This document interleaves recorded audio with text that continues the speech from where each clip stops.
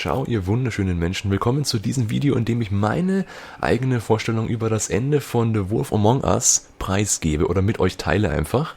Es ist noch sehr viel zu machen, ich muss noch alles auf die Reihe bekommen, aber ich denke, ich habe den Großteil verstanden und ich habe gestern den 5. Teil gespielt und heute nochmal ein paar andere Sachen und noch im Forum geschaut und so weiter und so fort. Ich werde alles noch logisch zusammenfassen, aber was ich auf jeden Fall sicher in Anführungszeichen weiß, ist, dass Faith noch lebt.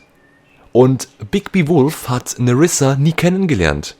Es ist unglaublich. Nerissa ist gestorben, als sie wie Faith geglammert war. Faith und Nerissa haben ihre Plätze getauscht sozusagen. Faith ist geglammert wie Nerissa und Nerissa ist geglammert wie Faith. Deswegen gibt's auch die eine Stelle, wo Georgie mit Nerissa streitet, weil Nerissa sozusagen tanzen lernen soll, aber eigentlich ist sie ja Tänzerin und sie kann das nicht, weil sie Faith ist. Ein weiteres Indiz, das mich zu dieser Annahme bringen lässt, dass Faith immer am Leben ist und wir Nerissa nie kennengelernt haben, ist einfach die Fabel von Faith, da sie ja auch ihre wahre Identität nicht preisgibt und so tut, als wäre sie jemand anders.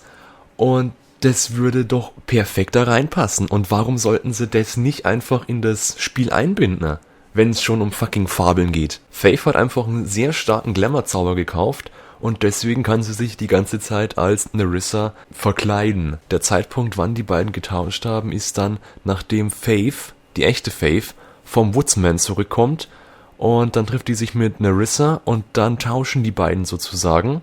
Und dann wird Nerissa umgebracht, die ausschaut wie Faith, und dann liegt Faith, Nerissas Kopf, auf das Apartment von Bigby. Ich werde da noch viel nachdenken müssen darüber, das ist ja fast wie bei Bioshock Infinite. Aber ihr könnt mir gerne helfen und eure Gedanken zu dem Ende von The Wolf Among Us in die Kommentare schreiben und mit darüber diskutieren, wie es denn wirklich ausgeht. Wenn ihr dabei sein wollt, wie ich das komplette The Wolf Among Us Spiel live durchspiele auf Twitch, dann folgt mir einfach. Oder wenn ihr bei Raid It Live oder bei Sniper Elite 3 Koop oder bei allen anderen Sachen, die ich live machen werde, dabei sein wollt, dann folgt mir einfach auf Twitch und Facebook. Da gibt's die neuesten Infos zu allen möglichen Sachen. Ich freue mich auf eure Kommentare, auf eure Vorschläge, auf eure Gedanken. Wir sehen uns beim nächsten Video, beim nächsten Livestream. Bleibt so schön. Bis dahin. Tschüss.